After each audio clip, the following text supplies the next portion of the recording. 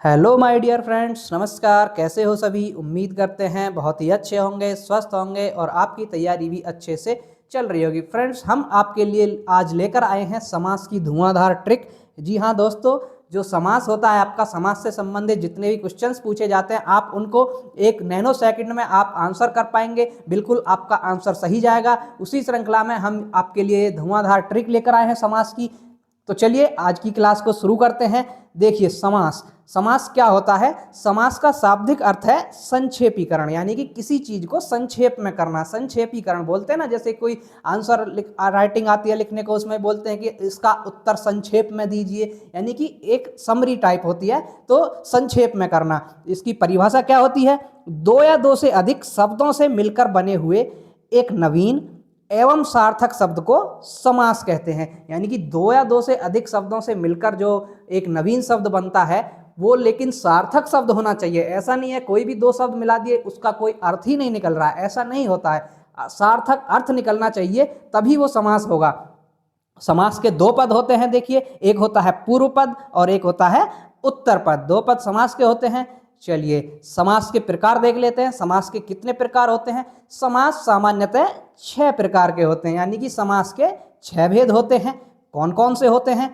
पहला अव्ययीभाव समास होता है, दूसरा एक तत्पुरुष समास होता है, तीसरा कर्मधारय समास होता है, चौथा द्विगु समास होता है, पांचवा द्वंद्व समास होता है और छठा बहुव्रीहि समास होता है। देखिए, ये तो हमने देख लिए। अब समास के प्रकार की, समास 6 प्रकार के होते हैं, समास के 6 भेद होते हैं। कौन कौन से होते हैं? अव्ययीभाव समास, तत्पुरुष समास, कर्मधारय समास, द्विगु समास, द्वंद्व समास और बहुव्रीहि समास। अब इनको एक एक करके जान लेते हैं, इनकी शॉर्ट ट्रिक जान लेते हैं, कैसे कैसे हम इनको परीक्षा में देखते ही आंसर कर पाएंगे। तो चलिए आपका पहला डिस्कस करते हैं अव्ययीभाव समास।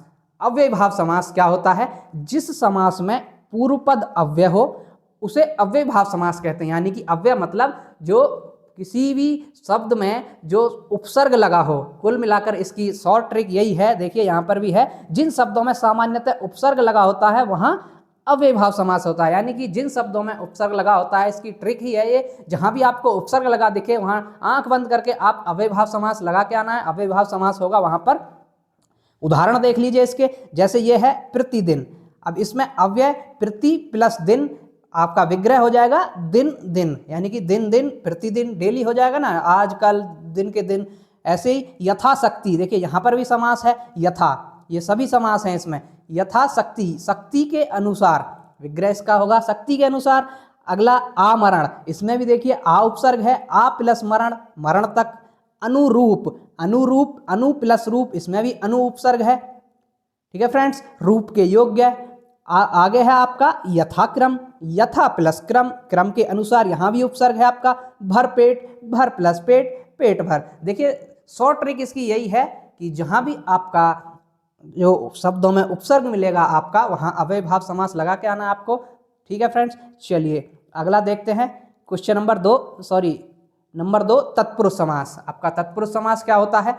जिस समास में पूर्व पद विशेषण होने के कारण गौण तथा उत्तर पद विशेष्य होने के कारण प्रधान होता है वहां तत्पुरुष समास होता है। देखिए ये तो इसकी परिभाषा है, इसको आप इस पर मत जाइए, ये थोड़ी टिपिकल है, आपको समझने में थोड़ा दिक्कत हो रही होगी। आपको शानदार एक ट्रिकी याद कर लीजिए आप। केवल और केवल जिन शब्दों में आपका कारक चिन्ह या विभक्ति का लोप होगा वहां तत्पुरुष समास लगाना आपको, ये ट्रिक है इसकी। जिन शब्दों में कारक चिन्ह या विभक्ति का लोप होता है वहां तत्पुरुष समास होता है। अब कारक चिन्ह और आपको पता होगा, जैसे कर्ता ने कारक चिन्ह होता है, कर्म को करण से, संप्रदान के लिए अपादान से अलग होना, अधिकरण में पर, ये सब होते हैं ना।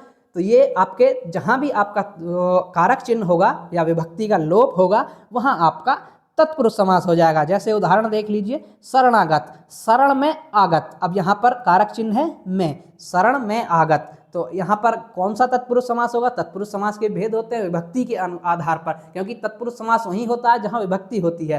ठीक है फ्रेंड्स, कर्ता ने कर्म को करण से, जैसे देखिए इसमें शरणागत है, शरणागत, शरण में आगत, तो यहाँ कौन सा समास है? कौन सा तत्पुरुष समास है? अधिकरण वाला।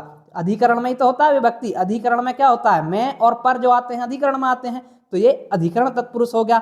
देखिए आगे है रसोई घर, रसोई के लिए घर, के लिए विभक्ति आ गई, के लिए किस में आती है, संप्रदान में, संप्रदान के लिए, तो ये संप्रदान तत्पुरुष हो जाएगा, संप्रदान तत्पुरुष।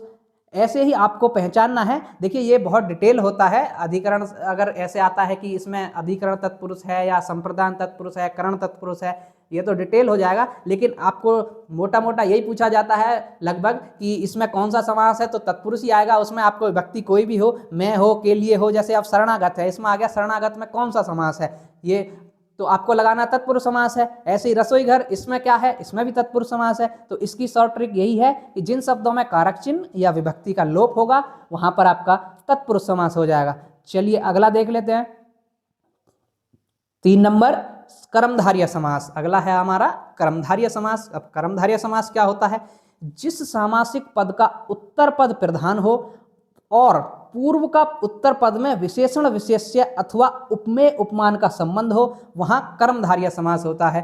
यानी कि आपको सीधे सीधे देखना है कि जो विशेषता बताने वाले शब्द आ जाएंगे जहां पर, वहां पर आपका कर्मधारय समास होगा। जैसे इसका उदाहरण देख लीजिए, नीलकंठ, नील, अब इसका वो देखिए विशेषण क्या है इसमें, नील, कंठ की विशेषता बता रहा है, कंठ कैसा है, नीला, नीलकंठ, ये विशेष्य नीलकंठ शब्द हो जाएगा, है ना, विशेषता बताता है। जहां भी विशेषता बताई जाएगी आपकी, वहां आपका सीधा सीधा कर्मधारय समास होगा। जैसे आगे है नील कमल, नीला है जो कमल, यानी कि नीला, कमल की विशेषता है नील, नीला कमल है, तो वहां पर भी विशेषता है। महादेव, महा प्लस देव, महान देवता, यानी कि देवता जो महान है, महान है जो देवता, महादेव।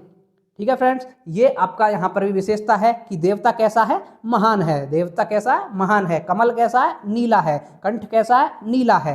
तो यहाँ पर आपका कर्मधारय समास होगा। जैसे पीतांबर होता है, एक पीला है जो अंबर, यानी कि वहाँ भी पीला विशेषता बताई जा रही है वहाँ भी, तो यहाँ पर कर्मधारय समास होगा। ठीक है साथियों, ये आपको अच्छे से समझ आ गया होगा कर्मधारय समास क्या होगा। जहाँ भी विशेषता बताई जाती है आपकी, वहाँ आंख बंद करके आपको कर्मधारय समास लगा के आना है।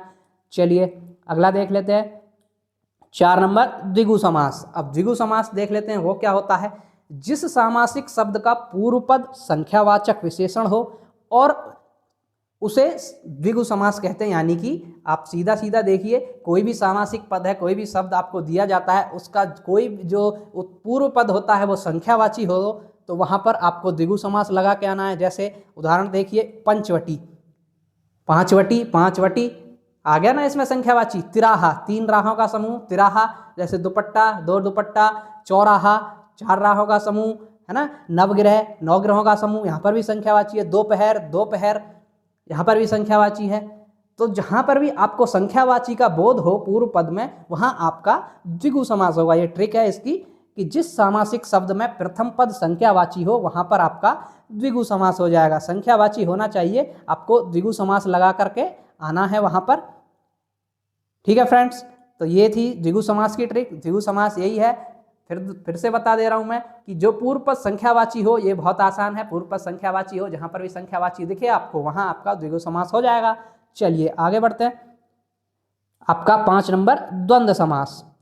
अब द्वंद्व समास को देख लेते हैं, ये क्या होता है, जिस सामासिक शब्द के दोनों पद प्रधान होते हैं, यानी कि जो दोनों पदों की प्रधानता होती है वहां पर, तथा विग्रह करने पर अथवा या एवं लगता है। यानी जब जो शब्द दिए गए हैं उनको विग्रह करेंगे, सामास्य का विग्रह करेंगे सामासिक पद का, वहां आपको अथवा या एवं ये लगा मिलेगा, वहां द्वंद्व समास होगा। यह है आपकी, ये तो हो गई इसकी परिभाषा। अब इसका उदाहरण देखते हैं। जैसे भाई बहन, योजक चिन्ह है, भाई बहन, गंगा यमुना, पाप पुण्य, आचार विचार। ठीक है साथियों, अब इसकी ट्रिक देखिए कि दोनों पद प्रधान होते हैं। ठीक है, भाई बहन, भाई भी प्रधान है, बहन भी प्रधान पद है, ये गंगा भी प्रधान पद है, यमुना भी, क्योंकि ये एक अलग ही व्यक्ति उसको दर्शा रहे हैं। ठीक है, दोनों पद प्रधान हो गए। और योजक चिन्ह का लोप होता है और सामान्यतः विलोम मिलेंगे आपको। जैसे योजक चिन्ह लगा मिलेगा, एक तो योजक चिन्ह का लोप होगा। यहाँ पर ट्रिक है, कोई भी सामासिक पद दिया जाएगा आपको कि जो पूछा जाएगा कि इसमें कौन सा समास है, वहाँ पर एक तो योजक चिन्ह का लोप होगा, योजक चिन्ह होगा, और एक आपको विलोम शब्द अपोजिट मिलेंगे वो आपको। जैसे आचार विचार, ये भी अपोजिट है। पाप का पुण्य, पाप पुण्य, भाई बहन, गंगा यमुना, है ना, बुराई भलाई, तो ये आपके वहाँ पर द्वंद्व समास होगा। इसकी ट्रिक यही है कि दोनों पद प्रधान होंगे और जहाँ पर भी आपको योजक चिन्ह लगा मिल जाए और दोनों अपोजिट वर्ड हों, ये ध्यान रखना है, दोनों अपोजिट वर्ड होने चाहिए।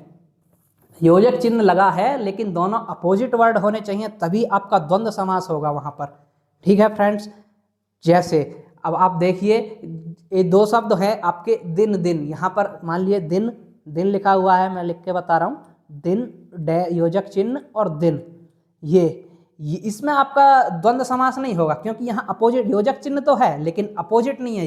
ये बिल्कुल ध्यान देना, आपको अपोजिट होने चाहिए, योजक चिन्ह के साथ अपोजिट होने चाहिए, ये आपका द्वंद्व समास नहीं होगा, ये आपका दिन और दिन अव्यय भाव में चला जाएगा। ठीक है साथियों, चलिए ये हो गया आपका योजक चिन्ह का लोप होगा और सामान्यतः विलोम शब्द मिलेंगे, वहां पर आपका द्वंद्व समास होगा। और सामासिक विग्रह करोगे तो वो अथवा या एवं का बोध देगा, तो आपका वहां पर द्वंद्व समास हो जाएगा। चलिए अगला देख लेते हैं 6 नंबर, बहुव्रीहि समास।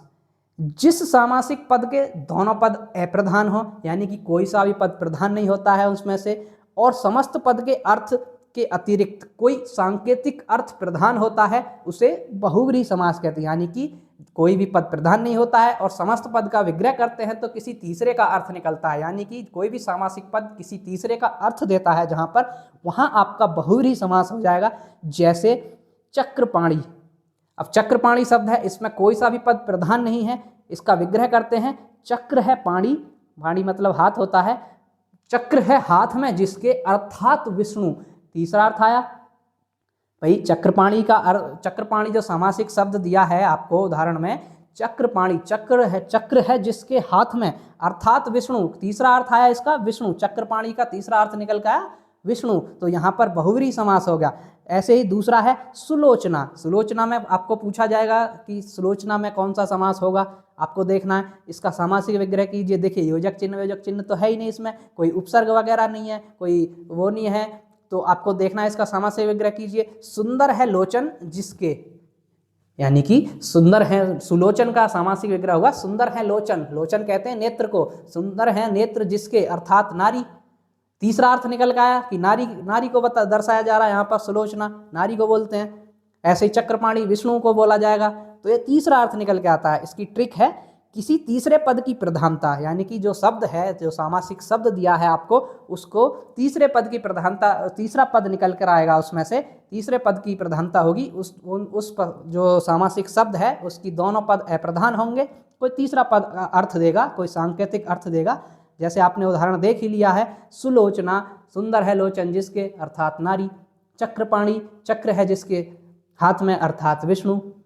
ठीक है, इसकी ट्रिक यही है, ट्रिक किसी तीसरे पद की प्रधानता पाई जाएगी और किसी तीसरे व्यक्ति या वस्तु की ओर इशारा होगा कि ये किसी तीसरे वस्तु या व्यक्ति का नाम है, किसी तीसरे व्यक्ति के लिए यूज हुआ है ये शब्द, वो आपको इशारा होगा वहाँ पर। तो फ्रेंड्स ये आपने समास देख लिए, देखिए 6 के 6 समास हमने आपको बता दिए, कैसे शॉर्ट ट्रिक में आपको एक ही नज़र में आपको समास को समझ में आ जाएगा कि इसमें कौन सा समास है कौन सा नहीं है। ये आप 1-2 बार जरूर देख लीजिएगा, तो इससे आपको बहुत ही लाभ होगा, कुछ परीक्षा में बहुत ही अच्छे से आप कर पाएंगे। तो चलिए, जो भी साथी हमारे चैनल पर पहली बार आए हैं कृपया चैनल को सब्सक्राइब कर लें ताकि ऐसी इंफॉर्मेटिव वीडियोस आपको डेली मिलती रहें। तो चलिए मिलते हैं नेक्स्ट वीडियो में, तब तक के लिए धन्यवाद।